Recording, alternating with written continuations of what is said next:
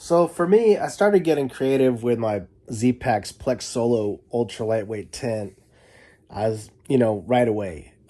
My tent weighed 14.5 ounces out of the bag, out of the box. And the first thing that I did was I started putting loops onto the bathtub floor so that I could stake it out. And I'm guilty of not even setting up the tent without the loops on there. And I was really happy with it. As soon as I staked out my bathtub floor and set up the tent, right away I was super happy with the bathtub floor. The reason why I got the Plex Solo was because of two things. I had the Durston Gear X Pro Mid 2, and it kind of failed on me during a trip to the Trinity Alps. So after that fail, the tent kind of turned into a condensation machine and it kind of failed. I realized that DCF tents are not always like just super intuitive and super easy to use. That there is kind of a strategy that can be implemented in order to get a good airflow going through the tent and to get it set up properly, in some type of strategic way that's going to be conducive to epic action from the tent. Basically, I found that I used the Durston Gear X Pro Mid 2 on 4th of July weekend when it was like 85 degrees out with no wind. In epic conditions, I got epic action from the tent. And problematic conditions, I ended up getting problematic conditions from the tent. Now, I think that a smaller tent like the Plex Solo that only sets up with one pole, it's going to be harder to get epic action off a little tent like that because it needs to be set up in a pretty technical style to get the airflow and everything just right so that it doesn't turn into an out of control condensation machine. However, if the tent does fail and it fills up with water, if the whole inside of the tent is wet, the bathtub floor is soaked, it's going to be easier to carry that Plex Solo on the outside pocket of my pack because it's half as big as the other tents. The other tent that I was really looking at was the Hyperlight Mountain Gear Unbound tent, which actually is exactly twice as heavy as the Plex Solo. And that was really the deciding factor as to why I got the Plex Solo. The Plex Solo is 14.5 ounces, and the Unbound from HMG plus the Durston Z Flick poles, which I have, those are 7 ounces, plus the tent is 30 ounces. Poles and tent with the Plex Solo is literally exactly half that. So if you just took the Unbound and cut it in half with a pizza cutter or with a chainsaw or whatever, you'd have the Plex Solo. The Plex Solo is exactly one half the weight of the Unbound. Now, as far as the Altaplex versus the Plex Solo, the Altaplex is only 1 ounce lighter than the Duplex. So, if it were to suffer a catastrophic fail, if it got soaking wet inside and out, it wouldn't necessarily be easier to carry the Altaplex on the outside pocket of my pack than the Duplex because it kind of uses the exact same amount of DCF as the Duplex. The only place where you're saving weight by using the Altaplex versus the Duplex is that you're only using one trekking pole with the Altaplex instead of 2 with the Duplex. So it's really the Plex Solo that's noticeably lighter than any of the other tents. So that kind of explains why I got the Plex Solo. I am pretty excited about it. I'm looking at it as kind of a challenge.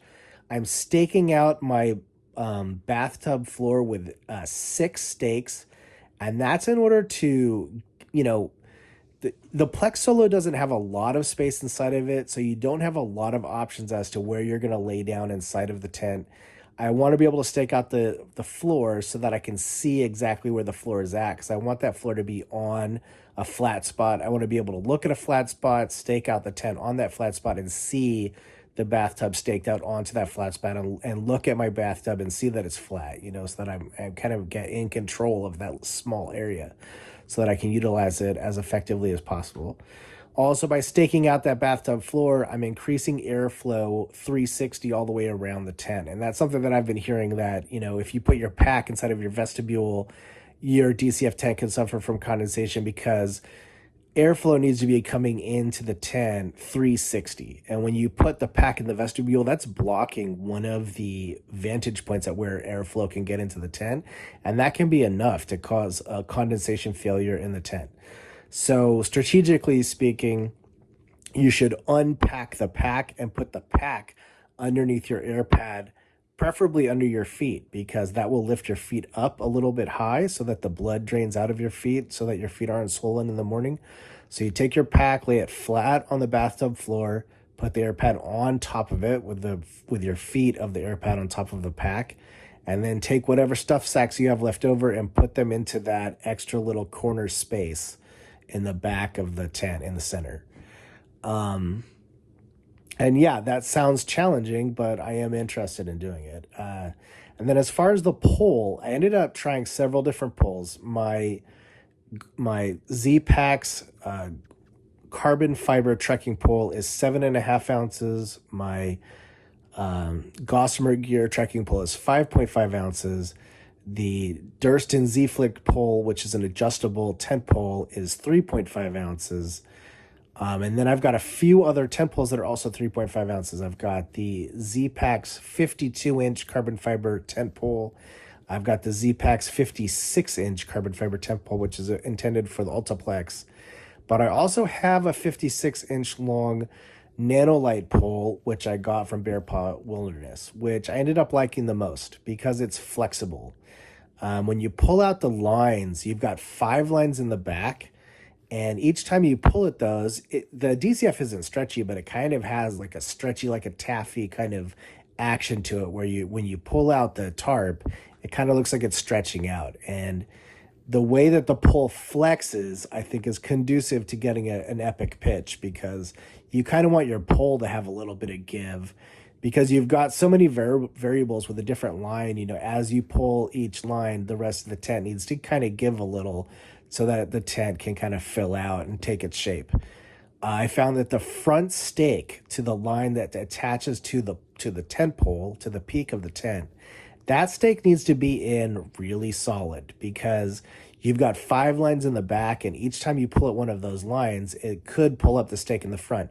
If the stake in the front pulls out even halfway, if it even gives a little and starts to move, or if your tent pole starts to wobble and kind of change its position, that can affect the whole entire pitch and cause the pitch to sag, etc.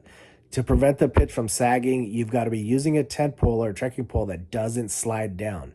The trekking poles, they have a tendency to give about 3:30, 4 o'clock in the morning. The pressure pushing down on the trekking pole will cause the trekking pole to collapse a little. And that causes the whole entire tent to sag, and it can basically ruin the pitch. The pitch no longer is really perfect. And if you have a lot of condensation in the tent, that wet tarp will fall on you and fall onto your insulation. If you've got down insulation, it could kind of cause your sleeping bag to get soggy, etc. It could be kind of a hassle, especially in the cold. So you want a tent pole. In my mind, I would rather just carry a tent pole. I'd like to keep my hands free for my phone, for the GPS video, for drinking water and snacks, etc. I like to have my hands free. So I prefer to carry a tent pole. The tent poles are light, only like 3.5 ounces. And also I prefer how the tent pole doesn't slide down the way that the trekking pole does. The trekking pole just doesn't seem to do the trick. The tent pole seems to be better. I liked the Ultiplex tent pole from Zpacks. I liked how it set up the Plex Solo really high. It got it up to about 54 inches. The tent is intended to be about 52 inches, but I found that I was getting a really nice pitch, about 53 and a half, 54, maybe 55 inches, getting the tent lifted up really high.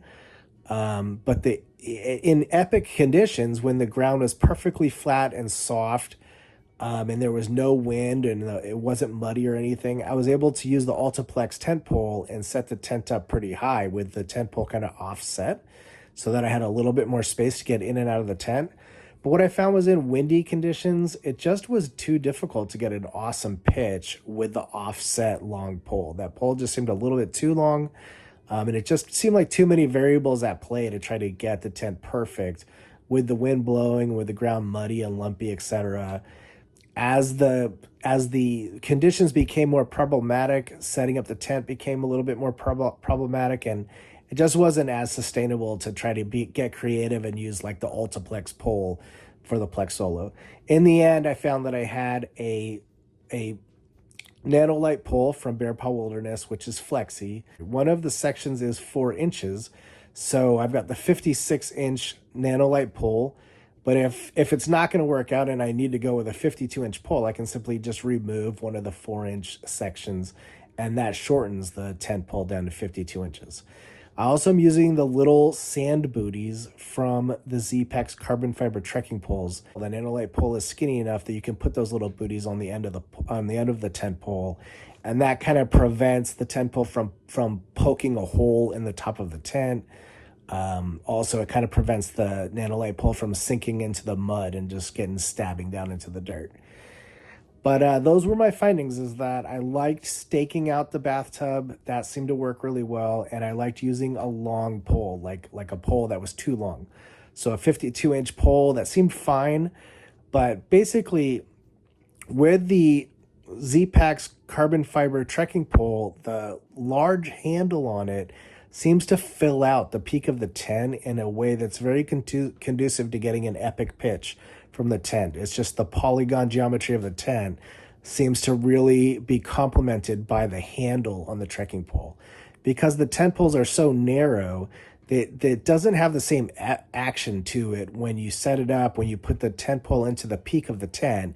It really just doesn't fill it out and open it up the way that the handle does on a trekking pole. So if you add like the little booty, the little accessories that come with the trekking pole, if you take the tip covers, the little booties that are for snow or sand, and you put those on the nanolite pole, it kind of fills out the tent a little bit better and gets just a slightly better action on it during the setup. But yeah, overall, I enjoyed the pitch a lot. Yeah, it's pretty awesome. 2 lines on the side that kind of open out the tent, create some new real estate in the tent. 2 lines on the back that kind of pull up, open up the tent a little. You've got the center line in the back, and then the 4 lines on the corners. Everything needs to be at like a 45-degree angle. Everything's got to be perfect. I did take some tree branches and put them under the lines, kind of to open up the real estate a little bit more. And overall, it was just really enjoyable. I was super stoked. The build quality was epic. As far as using it in the field, I'm sure that's going to be a challenge, but it'll be fun and interesting, and I'm kind of stoked. Just 14 and a half ounces is super light, so it'll be just a joy to carry. And I'm just kind of looking forward to it. It just seems like it's going to be awesome.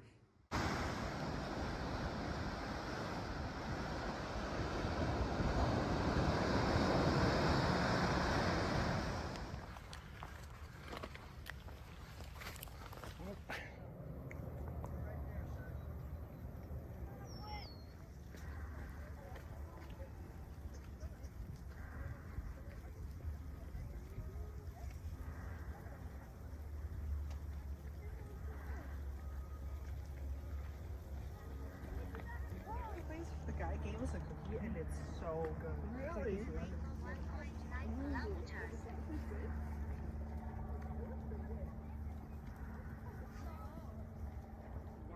Sau ấy này